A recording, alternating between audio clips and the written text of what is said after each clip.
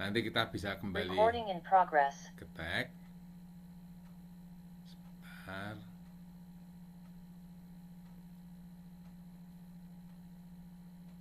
Apakah bisa dilihat dengan baik?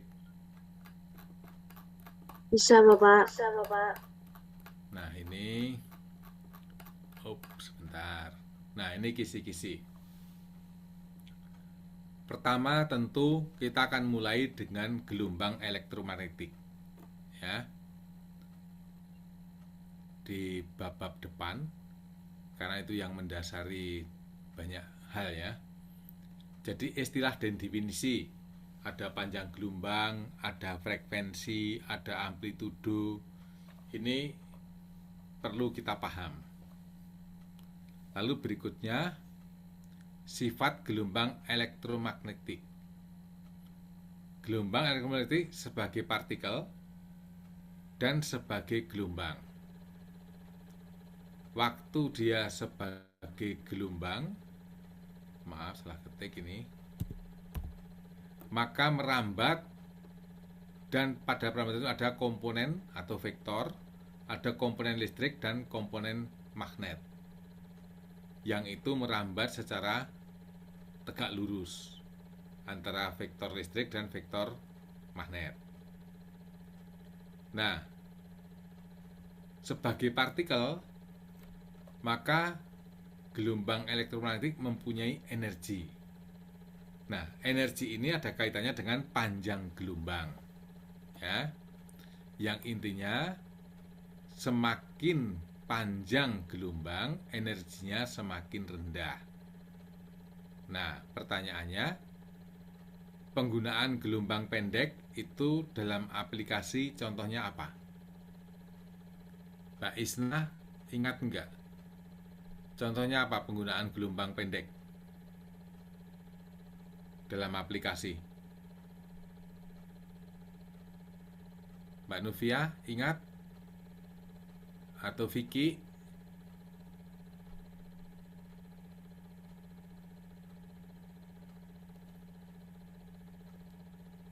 Ada yang ingat? Misalkan gelombang pendek sinar X untuk ronsen, atau laser untuk memotong, baik memotong logam atau yang lain, atau untuk kesehatan ya, kita gunakan laser. Jadi gelombang pendek ini mempunyai energi yang lebih tinggi daripada gelombang panjang. Itu, jadi nonton itu di halaman 1-2 ya, gelombang elektromagnetik itu nanti dipelajari. Yang kedua, gas kromatografi. Kita masuk ke alat-alat. Jadi isinya itu ada kromatografi dan spektroskopi. Nah, spektronya itu macam-macam. Nah, pertama, apa itu gas kromatografi? Di dalam kromatografi itu ada pemisahan atas dasar afinitas. Maksudnya apa? Pemisahan karena afinitas yang berbeda-beda antara komponen senyawa dengan fasa diam. Gitu ya. Nah, tapi harus paham dulu cara kerjanya kromatografi itu seperti apa. Gitu. Nah, di sana ada kolom. Kolom isinya ada fasa tetap. Fasa tetap itu bisa juga cairan yang dilekatkan pada butiran, bisa juga. Jadi fasa tetap mempunyai afinitas absorpsi yang berbeda-beda pada komponen cuplikan. Poinnya demikian. Nah, terus cuplikannya sendiri bentuknya apa? Cuplikan sendiri bentuknya dalam gas. Pertanyaannya, kalau dia nggak berbentuk gas bagaimana? Ya dibuat gas, dibikin derivatnya atau turunannya supaya bisa berbentuk gas. Itu. Ini prinsip-prinsipnya. Nah, gas itu nanti disuntikkan masuk. Maka pada injeksi penyuntikan itu suhunya tinggi, sehingga dia jadi gas, terurai. Nanti karena afinitas pada fasa diam, dia akan bisa berlama-lama atau keluar belakangan, tergantung afinitasnya seperti apa. Yang afinitasnya tinggi keluar belakangan, afinitasnya rendah segera keluar, kira-kira begitu. Baik, nah terus kromatografi ada kromatografi padat dan kromatografi cair. Nah ini bedanya apa? Sudah ada juga di diktat. Lalu jangan lupa pahami dulu prinsip skema peralatannya seperti apa. Nah, cuplikan kok bisa masuk, ada gas pembawa. Sekarang ada syaratnya, gas pembawa itu harus inert murni, ya cocok untuk detektor dan mengurangi difusi gas. Ini apa artinya inert ini? Ada di diktat. Ya, inert itu apa yang dimaksud? Nah ini supaya apa? Poin-poin itu nanti dipelajari. Nah, dalam gas kromatografi ada kolom. Kolom itu seperti pipa panjang, tapi nanti bisa juga dibentuk spiral yang isinya fasa tetap. Nah, fasa tetap bisa berupa cairan yang melekat pada pendukung butiran halus. Gitu. Jadi di dalam kolom ada fasa diam dan fasa gerak. Nah, sekarang ada persyaratannya. Fasa diam atau fasa tetap itu syaratnya apa saja? Nah, nanti kalau mau baca-baca efisiensi kolom bisa juga, tapi mungkin nggak sedetail itu ditanyakan. Cara menghitung plat teoritis saya tuliskan juga di sana, tapi mungkin juga nggak akan menanyakan begitu ya, karena kita pengertian-pengertian. Nah, sekarang suhu kolom ini ada yang bisa dibikin naik bertahap. Nah, tapi apa keuntungan dan kelemahannya gitu. Lalu di kromatografi ada detektor. Nah, fungsinya apa detektor itu? Bagaimana cara kerjanya? Ada dua hal utama dalam detektor itu, yaitu kepekaan dan batas deteksi. Nah, ini yang selalu jadi pertimbangan ya, kepekaan dan batas deteksi. Itu. Lalu ada beberapa simpangan, ada drift, noise, wander, dan sebagainya, pergeseran-pergeseran itu. Ini macam-macam detektor, ada TCD, FID, ada ECD, dan sebagainya, dengan masing-masing kekurangannya. Lalu tempat injeksi pada kromatografi harus bersih, karena ada konsekuensinya. Kalau seandainya tempat injeksi tidak bersih, itu akibatnya apa? Gitu. Nah ini tolong nanti dipelajari. File ini saya kirim ya. File ini saya kirim. Gitu. Lalu ke kromatografi cair. Prinsip kromatografi cair itu seperti apa? Lalu kita tahu apa beda dengan kromatografi gas. Bedanya apa? Itu poin-poin di kromatografi ya. Terus endingnya kita mesti melakukan analisa menggunakan kromatografi. Ada analisa kualitatif dan ada analisa kuantitatif. Caranya bagaimana? Mungkin teman-teman akan mengingat waktu retensi ya untuk analisis kualitatif. Kalau kuantitatif teman-teman ingat apa? Dengan menghitung luas masing-masing puncak. Nah, secara relatif nanti bisa dibandingkan. Nah, ini semua ada di buku itu, ya, yang dipelajari. Sampai di sini ada pertanyaan. Silahkan kalau ada pertanyaan.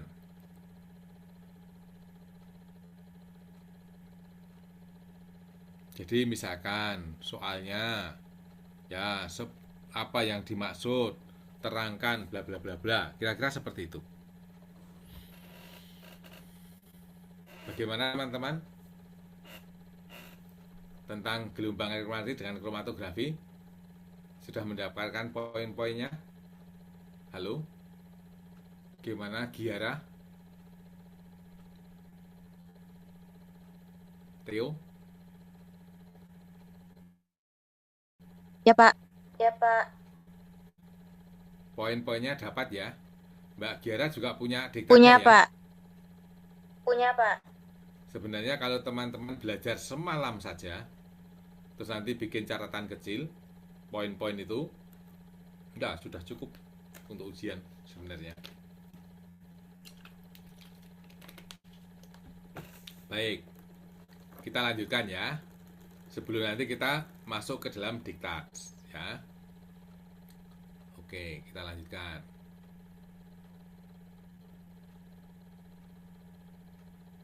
Nah, itu kromatografi dan gelombang elektromagnetik ya. Lalu ada spektrometer serapan atom, spektrometer inframerah. Pertama, pelajari skema alat. Jadi ada macam-macam. Mungkin ditanyakan skema alat tertentu. Sehingga kemarin sudah kita belajar membuat skema alat. Nah, bikin yang baik maka besok bawa pensil dan penghapus. Gitu. Nah, terus kita masuk ke poin-poin. Spektrometer ini ada spektrometer single beam dan double beam. Yang dimaksud apa? Lalu dalam pelaksanaan sering ada pergeseran. Disebut pergeseran batokromik dan pergeseran hipokromik. Ini maksudnya apa? Ada di diktat semua. Lalu dalam spektroskopi itu juga menggunakan pelarut. Ya, sampel dimasukkan dalam kuvet gitu ya. Nah, pelarut pada spektroskopi yang baik itu yang seperti apa? Gitu. Jadi pelarut yang baik itu kan ada syaratnya. Nah, yang baik seperti apa? Itu. Baik. Lalu kita juga bisa melakukan analisis kuantitatif dan kualitatif. Tapi poinnya tujuan analisis kualitatif itu apa? Tujuan analisis kualitatif itu untuk mengetahui aja jenis senyawa komponen penyusunnya itu apa saja. Kualitatif. Kalau kuantitatif ini berapa persen? Jumlahnya berapa? Gitu. Lalu ada spektroskopi ultraungu, tampak, dan fluoresensi. Berapa faktor yang mempengaruhi radiasi yang diserap senyawa? Ini apa saja? Nah, lalu perbedaan spektroskopi single beam dan double beam tadi depan sudah disebutkan seperti apa. Lalu ada yang namanya kromofor, gugus fungsional yang mengabsorpsi aturan Nielsen ya, itu tentang elektron itu. Lalu ada senawa-senawa standar menggunakan standar dan fluoroskopi untuk pembanding ya. Nanti juga kalau ada senyawa nggak dikenal, orang bisa pakai senyawa standar di bawahnya dan di atasnya, begitu. Terus nanti yang tidak dikenal itu bisa dicari, misalkan dengan regresi, sehingga ketemu jumlah karbon penyusunnya sekian, kira-kira unsur ini, gitu. Ada recorder, ada vibrasi molekul, ada single beam, double beam tadi. Poin-poin ini nanti dipelajari. Tapi paling penting skema alat, ya. Lalu ada spektrometer inframerah. Ini biasa untuk mengetahui gugus fungsional, adanya alkohol, ether, dan sebagainya. Nah, sekali lagi, peralatannya, skema peralatan seperti apa? Tuh. Lalu, bagaimana penanganan cuplian dalam bentuk gas, cairan, dan padatan. Di sini ada juga pergeseran redshift dan blueshift. Tuh.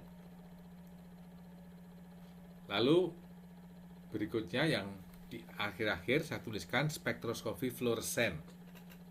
Nah, di sini ada fenomena terjadinya fluoresensi.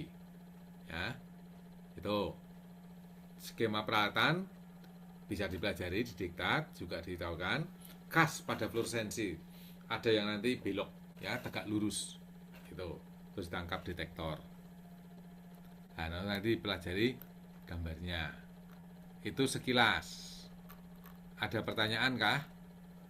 kita masuk ke diktatnya. Cukup, teman-teman? Cukup, Pak. Jelas nggih? Nah, ini sekarang filenya saya kirim dulu ke grup ya. Sambil menunggu ini. Nah, sekarang saya tunjukkan di diktat bagaimana supaya mudah belajarnya.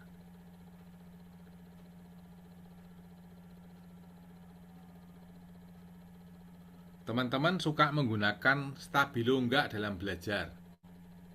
Atau bagaimana? Mungkin masing-masing punya gaya belajar ya. Ya, bebas saja. Cari yang mudah.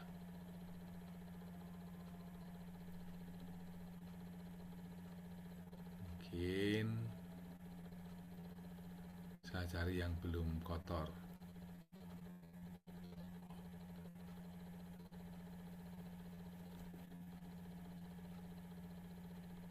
Oke. Nih, saya kembali ke Zoom. Saya coba share file.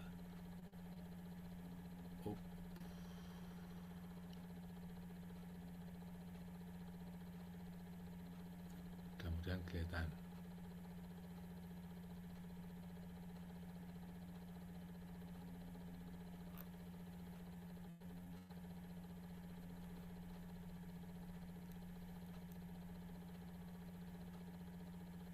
Apakah teman-teman bisa melihat?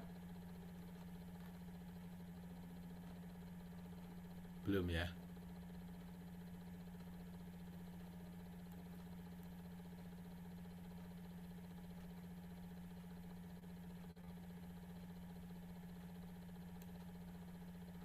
Bisa melihat belum, Dek? Layarnya kepotong, Pak. Oh, bentar, saya stop dulu. Layarnya potong.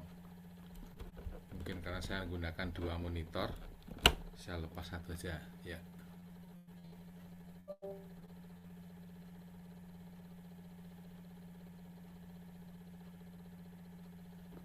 Mudah-mudahan lebih jelas, nggih. Nah, kami ingin tunjukkan ini file yang masih bersih.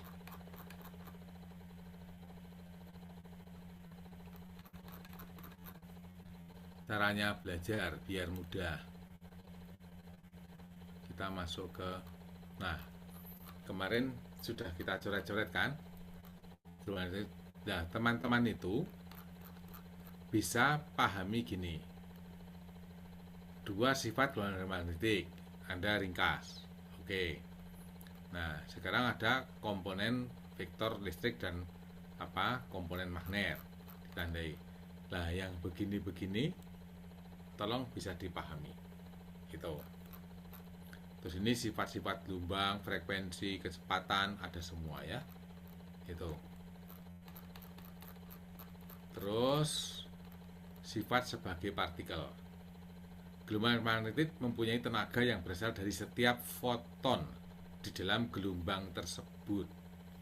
Jadi misalkan ditanyakan, sebagai partikel, gelombang elektromagnetik mempunyai tenaga. Terangkan dari mana tenaga itu? Tinggal sebutkan. Dari setiap foton di dalam gelombang tersebut. Maka tambah keterangannya, jawabnya, semakin banyak jumlah foton, maka semakin besar intensitas daripada sinar. Dan besarnya tenaga dari gelombang tersebut berbanding terbalik dengan besarnya panjang gelombang. Jadi semakin pendek panjang gelombang, semakin besar tenaga yang dimilikinya. Nah, kalau adik-adik bisa nerangkan begitu, berarti kompeten. Ya, karena diterangkan semuanya gitu dari sini. Maka jangan hanya menjawab sepotong-sepotong gitu, tapi semuanya gitu ya, harapannya begitu. Nah, sering banyak menjawabnya itu Oke, sebagai partikel mempunyai tenaga. Lah iya, tenaganya itu dari mana? Kan jadi ini resepnya begitu. Paham ya, teman-teman? Paham, Pak. Maka caranya belajar ini dikutip saja. Ngutipnya tulis tangan atau apa kan cepat malah. Tulis tangan itu kalau bikin ringkasan pakai tulis tangan itu ada efek memorizing. Memori kita akan lebih baik. Karena apa? Anda ingat, oh tadi saya nulis pakai tinta merah, yang ini saya tulis pakai tinta hijau, atau yang saya garis bawah dan sebagainya. Baik, ini contoh ya, belum tentu itu soalnya, gitu. Lalu kromatografi. Nah, kemarin kita ada fasa tetap dan fasa diam, ya. Nah, kromatografi di sini didasarkan pembagian komponen suatu campuran antara fasa gas yang gerak dan fasa tetap. Fasa tetap bisa berupa zat padat yang mempunyai afinitas absorpsi yang berbeda-beda terhadap suatu komponen dari cuplikan. Itu. Nah, umumnya berupa cairan yang tidak mudah menguap. Ya. Yang melekat pada bahan pendukung yang berupa butiran halus. Jadi seperti pasir mudahnya. Seperti pasir itu dimasukkan dalam kolom. Kolom itu seperti pipa. Itu. Oke, kita paham itu ya. Tentang lalu ini tentang polaritas, ada perbedaan polaritas. Lalu kita tahu ini perbedaan kromatografi gas dan kromatografi cair. Bedanya di mana? Pada fasa diamnya. Ini fasa diamnya adalah padatan, ya. Ini di sini fasa diamnya adalah cairan. Jadi yang berperan adalah larutan. Itu yang utama. Gitu. Terus cuplikan kadang-kadang berbentuk cair, ada juga yang gas ya. Misalkan kalau kita mau mengukur dari bau mulut orang mabuk, mau naik motor kok belok-belok, stop aja sama polisi, terus suruh meniup balon, tiup, setelah tiup diikat. Nah ini kan dalam bentuk gas dari mulutnya yang naik motor, nanti masukkan ke rumah, muncul gugus alkoholnya. Nah ini jelas mabuk, udah kenai pasal gitu kan. Nah polisi kita belum begitu. Baik, karena cuplikan biasanya dalam keadaan cair, maka perlu diuapkan lebih dulu. Pada umumnya penguapan dilakukan dengan meningkatkan suhu tempat injeksi. Gitu. Nah, ini yang perlu dipelajari. Ada gas pembawa, ada injeksi, ada kolom, ada detektor, lalu ada recorder. Nah, sudah ada keterangannya di bawah. Ya. Ini.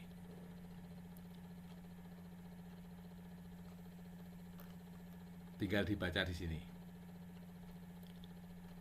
Terus proses itu begini. Komponen yang mempunyai afinitas kecil akan meninggalkan kolom lebih dahulu. Sedang komponen dengan afinitas yang besar akan meninggalkan kolom paling akhir. Nah, peristiwa komponen meninggalkan kolom ini diamati oleh detektor. Gitu.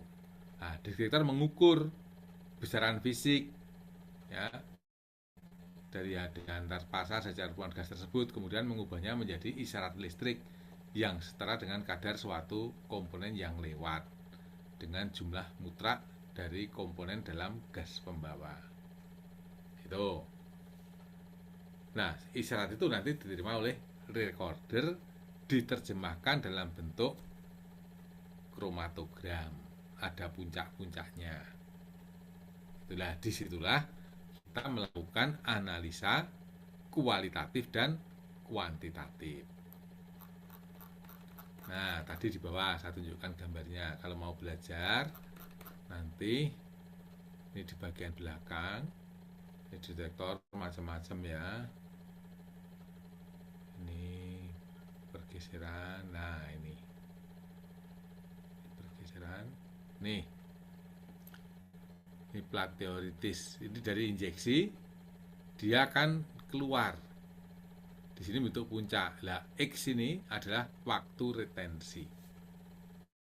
Gitu. Nanti kalau banyak, sini ada juga sini gitu. Nah, ini ada waktu retensi yang berbeda. Jadinya ke sini jaraknya. Gitu. Paham ya?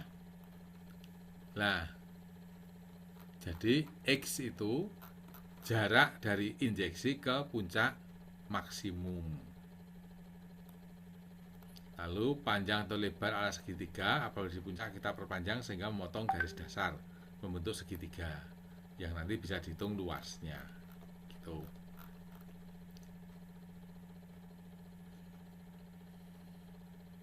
Terus ada tadi saya tanyakan suhu kolom. Maka ini adalah kalau bagaimana pengaturan suhu pada kolom yang dilakukan dengan menempatkan kolom pada suatu tungku yang dipanasi gitu dengan elemen panas. Nah, tungku itu disertai dengan termostat. Kalau ini tempat injeksinya nanti seperti apa suhunya gitu. Baik, dilengkapi juga dengan termostat dan kipas untuk mengatur sirkulasi udara. Jadi kolom itu kan dalamnya panas juga itu ya toh.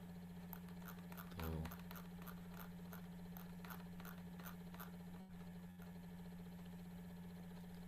Kalau suhu kolom diprogram, maka suhu kolom bisa berubah setiap jangka waktu tertentu.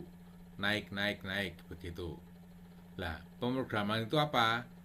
Diperlukan untuk mendapatkan puncak yang baik ya. Ini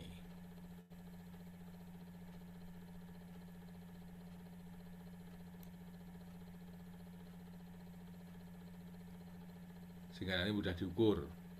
Semakin suhu tinggi, waktu retensi menjadi semakin pendek. Akibatnya apa? Pemisahan dua atau lebih komponen menjadi kurang sempurna. Maka ini perlu pengaturan. Kalau suhunya tinggi, nanti puncaknya akan mepet. Sebentar, tadi saya gambarkan di atas. Kalau puncaknya mepet, kita akan kesulitan untuk memisahkan. Gitu. Di mana tadi?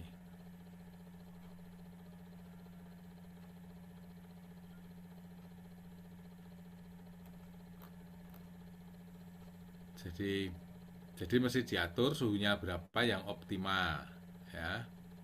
Supaya nah ini. Kini kalau puncaknya mepet di sini katakanlah, nah akan lebih sulit kita membedakan gitu. Nah, jadi puncak-puncak ini menunjukkan waktu retensinya ini TS ya. Baik, ini ada contoh lagi gambar. Nah, ini contohnya, ini pelarut, cuplikan, ini bensen, nah, gitu.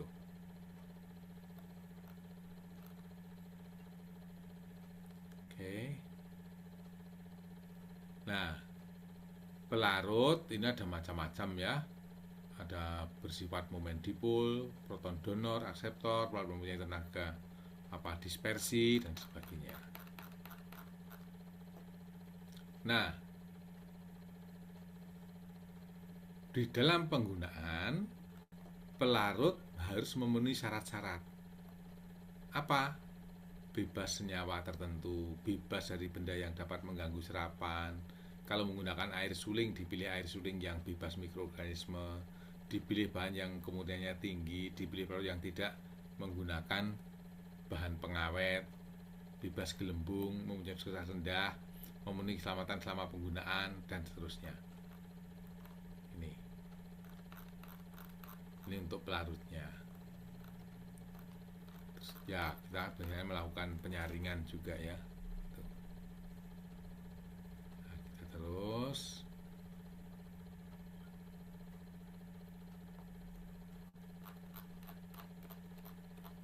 Ini kalau mau hitung-hitungan ya boleh juga, tapi ya kami nggak tanyakan itulah. Jadi spektrometer serapan atom sering disebut dengan AAS ya, atomic ya absorption spectrometer gitu.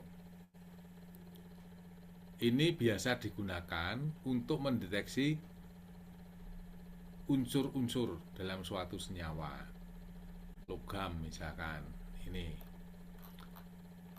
jadi absorpsi atom diukur adalah radiasi yang diserap oleh atom-atom yang tidak mengalami eksitasi. Jadi gini, eksitasi itu posisinya lebih tinggi, maka kalau dia turun dia akan melepaskan energi, kalau dia naik dia butuh energi. Atom itu seperti itu.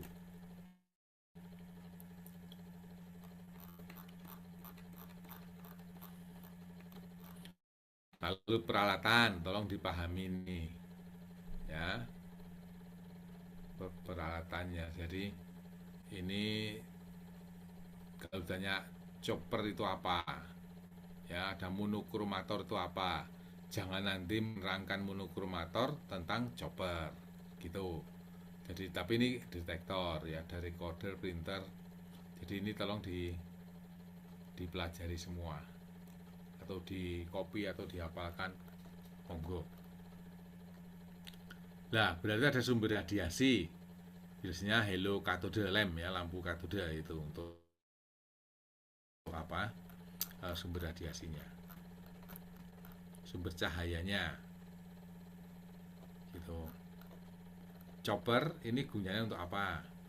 Peralatan ini berfungsi untuk memutus sinar dan memfokuskannya ke tengah nyala sehingga radiasi yang dihasilkan lampu katode cekung dapat dimanfaatkan secara efektif. Jadi ini sebenarnya kan ada seperti burner pembakar ya. Terus nanti cuplikan kan dilewatkan di situ, maka akan terbakar, akan terurai di situ. Gitu. Lalu dikenai cahaya ya, gelombang. Jadi burner ini merupakan bagian utama dari spektroskopi serapan atom, yaitu merupakan tempat membuat atom-atom bebas dengan menggunakan nyala atau dibakar. Jadi ini seperti apa? Masuk dalam burner, maka larutan diubah menjadi gas kabut lebih dahulu dan oleh yang disebut nebulizer, oleh alat nebulizer. Nebulizer pembikin kabut gitu.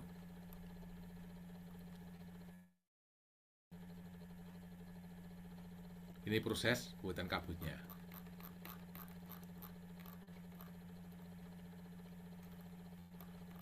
Nah, ini juga perlu suhu tertentu untuk bikin atom itu. Bahwa suhu bisa diatur, yang dilakukan dengan mengatur jumlah bahan bakar yang dialirkan atau perbandingan bahan bakar dan oksigen. Seperti sepeda motor itu. Dulu kita mengatur oksigennya berapa kalau mengatur mesin-mesin motor itu. Gitu. Oke. Bahan bakar yang banyak dipakai adalah asetilin, propana dan H2, sedang oksidan yang banyak dipakai adalah N2O dan udara. Lalu tadi ada chopper, ya. Sekarang ada monokromator. Ini sering keliru. Kita tanyakan chopper, jawabnya monokromator. Tanyakan monokromator, jawabnya chopper. Ya, itu sering terbalik-balik, gitu. Nah, kalau kita sudah paham gambarnya, akan lebih mudah. Sekarang fungsi utama monokromator apa? Nah, ini ada bikin ringkasan saja. Ini fungsinya apa? Untuk merubah atau memisahkan radiasi yang telah mengalami absorpsi dengan radiasi lain agar tidak masuk dalam detektor, sehingga radiasi pengukuran tidak berubah. Inilah yang lain asalnya dari mana? Nah, ini yang lain ini Ini bisa berasal dari lampu, dari gas pengisi atau dari pengotor, atau dari background, dari emisi molekuler dalam nyala, dan dari penghamburan dalam nyala karena banyaknya partikel padat di dalamnya. Prinsip kerja monoaktor adalah seperti prisma, yaitu dengan memisahkan berkas radiasi yang diterima. Prisma ini bisa juga dipakai sebagai monokromator dengan menambah celah di belakang prisma.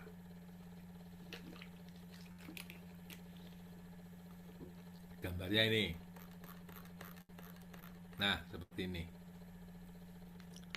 Ini permukaannya sebenarnya bukan lurus, tapi seperti ini. Ada seperti gergaji itu, grating, ya. Sehingga kalau kena cahaya, dia akan terpisah-pisah mantulnya, gitu.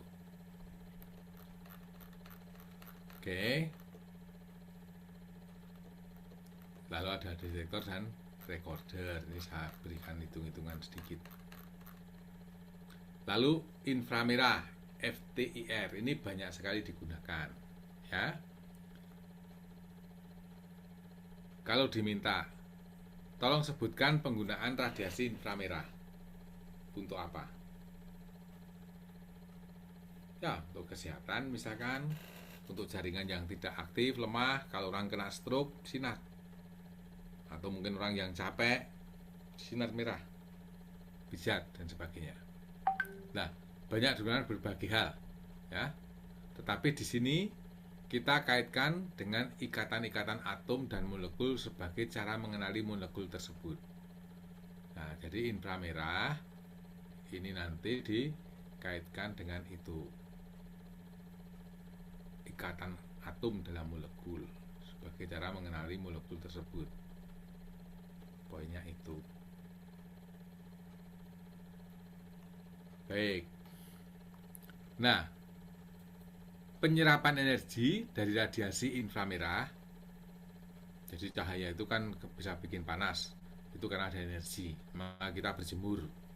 Loh, bisa juga energi yang lain akan menyebabkan molekul tereksitasi ke energi yang lebih tinggi. Jadi untuk meloncat itu butuh energi, maka disupport energi itu. Nah, dalam penyerapan energi ini hanyalah energi yang mempunyai frekuensi tertentu yang akan diserap oleh molekul sesuai dengan frekuensi gerakan vibrasi di dalam ikatan antara atom-atom dalam molekul tersebut. Energi yang diterima akan menaikkan amplitudo gerakan vibrasi. Kan itu gerak. Jadi sebenarnya tubuh kita itu isinya kan partikel-partikel. Ini semua banyak elektron sekali, masing-masing punya elektron kita itu. Aslinya seperti itu. Ya. Baik, perlu dicatat bahwa tidak semua ikatan molekul dapat menyerap radiasi inframerah walaupun frekuensi radiasi sesuai dengan ikatan gerakan ikatan atau hanya ikatan yang mempunyai momen dipol yang mampu menyerap radiasi. Lalu vibrasi itu saya coba tuliskan di sini macam-macam vibrasi itu waktu apa? Dulu belajar kimia ya, teman-teman kan belajar itu. Tuh. Baik. Lalu alatnya, peralatan. Ini sumber cahaya, ada yang lewat cuplikan, ada yang lewat referensi. Yang cuplikan langsung ke monokromator lalu detektor. Yang referensi nanti sebagai pembanding waktu untuk membuat spektra. Itu detektor di amplifier, ya. Lalu masuk ke sini. Masuk ke referensi ini dibandingkan. Jadi dalam alat itu selalu ada pembanding gitu. Yang bagus seperti ini. Sumber radiasi inframerah biasa digunakan yaitu filamen Niers yang terbuat dari campuran logam thorium, zirconium dan cerium. Jenis lainnya adalah lampu globar yang dibuat dari silikon karbid. Filamen Niers mempunyai operasi antara 750 sampai 1200 derajat Celcius. Jadi ya lumayan bagus ini ringnya. Karena suhu panasnya yang tinggi itu, maka umur lampu ini lebih pendek walaupun lampu ini lebih baik. Ya. karena suhu tinggi daripada lampu globar. Lampu globar terbatas untuk operasi pada suhu-suhu yang rendah. Tuh. Baik, jadi sekali lagi monokromator untuk menyeleksi radiasi yang akan diterima detektor. Sampai di sini ada pertanyaan. Cukup jelas adik-adik? Ini spektranya hasilnya. Nah, seperti ini. Ini nanti masing-masing panjang gelombang tertentu dan bentuknya khas. Itu nanti sudah ada rumusnya. Oh, ini alkohol. Oh, ini apa? Alkil. Nah, gitu. Atau aldehid. Jadi masing-masing bentuknya khas. Jadi luar biasa. Komponen-komponen itu seperti punya sidik jari, sebenarnya seperti itu.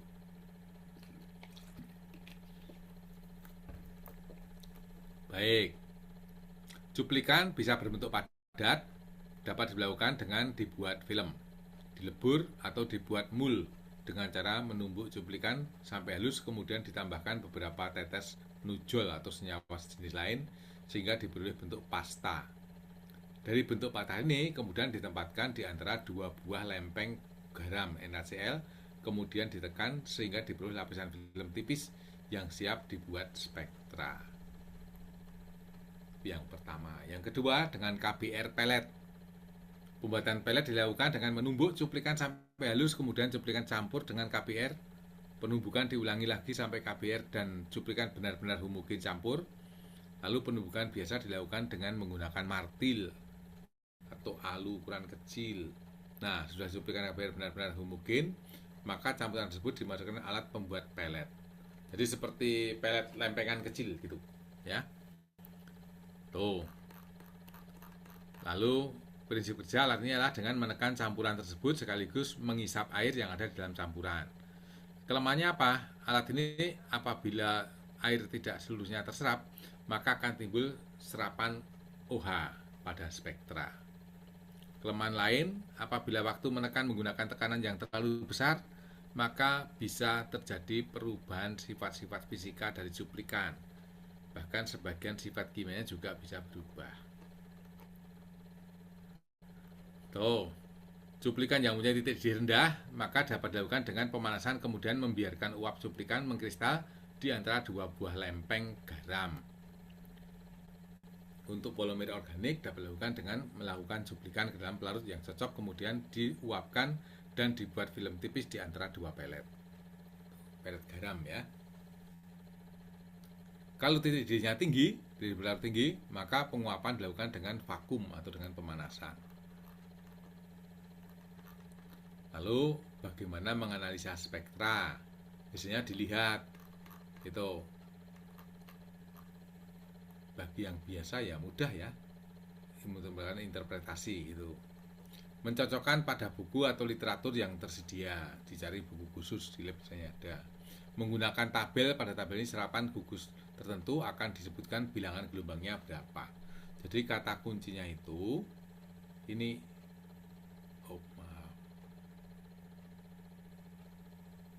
Jadi pada serapan gugus tertentu akan terkait dengan bilangan gelombang tertentu. Ini bilangan gelombang ya. Tuh. Baik. Nah, ini yang saya maksudkan tadi jenis-jenis vibrasi, frekuensinya. Ini ada CH, ada C, karbon, alkana. Ya ini, kalau karbon ya enggak diintegrasi ya. Nah, ini untuk panjang-panjang gelombang, 1600 alkena, kalau 1640 itu ada aromatik, 1740 ada aldehid, atau lebih tinggi lagi ada keton dan sebagainya. Ada panjang gelombangnya juga. Lalu intensitasnya ada sedang, ada lemah, ada tajam ya. CO alkohol, ester, OH alkohol dan sebagainya.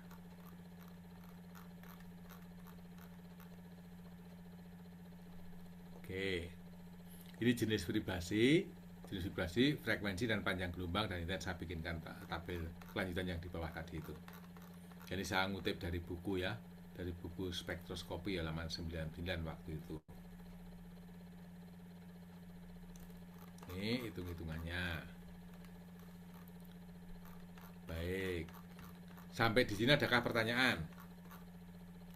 Teman-teman. Cukup jelas? Jelas, Pak. Baik. Ya memang butuh waktu ya. Ini ada beraturan untuk meramalkan maksimum ya, adanya konjugasi yang menggeser posisi tadi itu. Saya tuliskan aturan Woodward, Fischer-Kuhn untuk DNA seperti apa. Ya mungkin nggak akan sampai tanya sedetail ini ya. Tapi ini kan teman-teman sebaiknya tahu gitu. Aturan Fischer-Kuhn untuk polyena, tadi untuk DNA, sekarang untuk polyena. Ini contoh kita menghitung beta karotin ya. Ini 1, 2, 3, 4, 5, 6. Jadi pendekatan dengan molekul itu nanti ketemu, oh ini berat molekulnya sekian, kira-kira dan sebagainya. Gunakan NMR biasanya langsung keluar berat molekulnya berapa. Lalu aturan Woodward untuk enon, kami tuliskan juga. Ya ini contoh-contoh saja. Enon asiklik. Lalu aldehid jenuh, aturan numerik untuk aldehid tidak jenuh, mengikuti aturan untuk enon yang telah diuraikan di depan tadi. Dan cuma contoh-contoh ya di belakang. Siapa tahu nanti kalau mencari seperti apa. Lalu kita ke fluoresen terakhir. Ini khas ya. Mungkin kita ke peralatan dulu. Nah ini sering keliru di sini, teman-teman. Ada sumber radiasi, monokromator, masuk cuplian, lalu transmisi. Nah, yang fluoresen itu belok sini 90 derajat. Fluoresensi ada monokromator emisi. Di sini monokromator eksitasi. Nah, ini ada emisi. Lalu lihat cara pengoperasian alat ya, mirip-mirip dengan UV vis ya. Tuh. Dipilih panjang gelombang dan mencari panjang gelombang di mana terjadi eksitasi maksimum dan panjang gelombang di mana terjadi radiasi emisi maksimum. Tuh. Ya, saya kira itu. Baik. Saya akan tunjukkan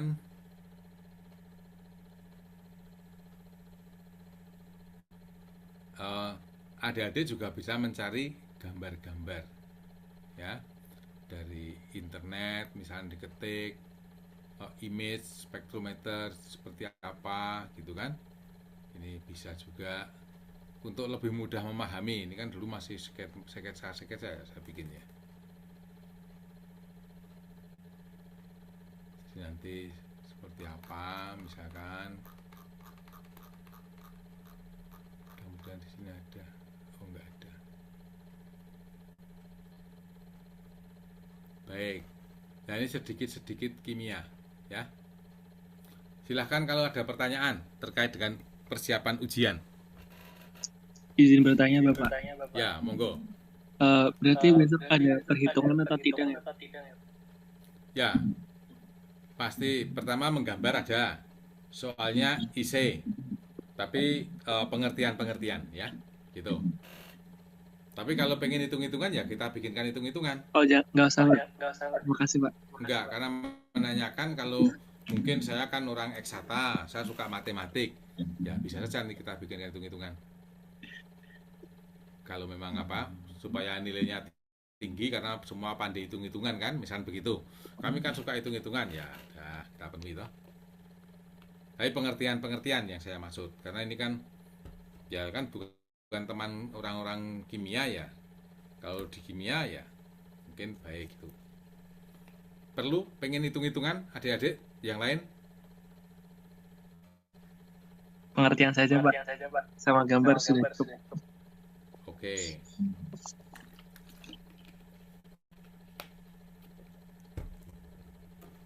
Baik, yang lain? Monggo. Jadi mumpung belum ujian, mulai sekarang belajarnya, Dek. Sekarang bisa membuat ringkasan tentang mana, gitu kan? Kan hanya 90 halaman. Baik. Presensi sudah semua? Saya belum, Bapak. Belum, nggih. Sebentar, saya carikan.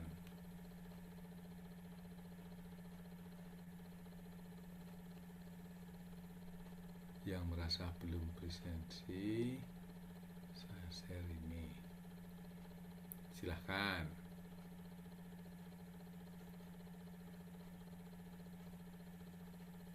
Ya, kami berharap semua sukses, nggih.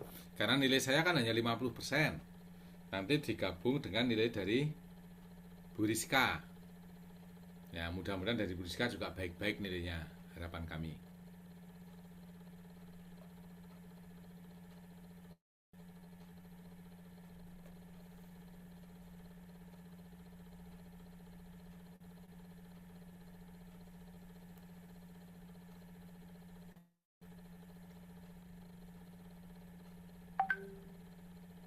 Sudah semua? Ada yang Sebentar Bapak. Bapak, terjadi galat. Oh ya. Ya, adik-adik jaga kesehatan ya. Setiap ujian itu perlu ya gizi, istirahat, olahraga kecil ringan ya, supaya bugar gitu. Itu penting.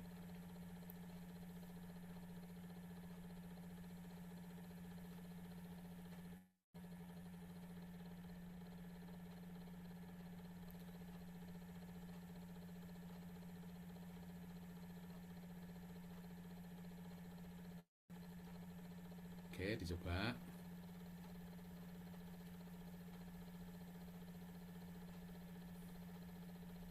Sudah semua ya, kelihatannya. Terus sebentar, Pak. Saya ini baru menghidupkan laptop tadi di HP. Kalau yang kuliah-kuliah itu ya langsung di laptop.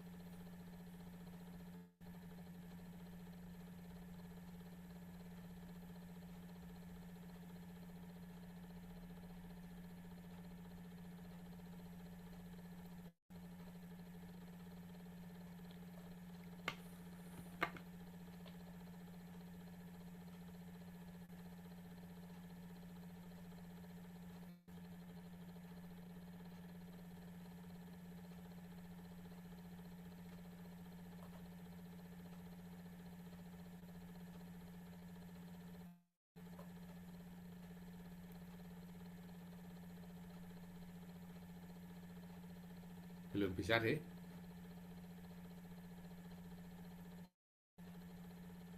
Belum, Pak. Error sebentar, Pak. Lagi masukin kode. Oke, nggak apa-apa, kita tunggu sebentar.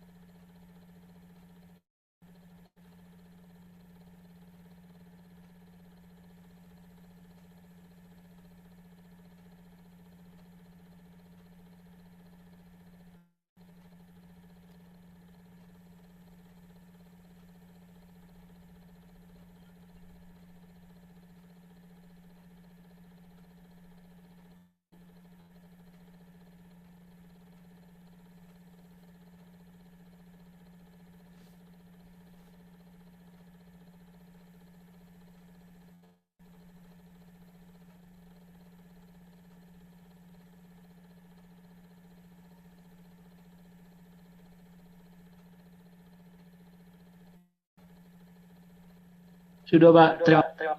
Oke, baik. Kalau gitu, terima kasih semuanya. Selamat ujian. Mudah-mudahan sukses belajar semuanya ya. Kita akhiri malam ini. Terima kasih atas semua perhatian dan mohon maaf kalau ada kekurangan. Selamat malam.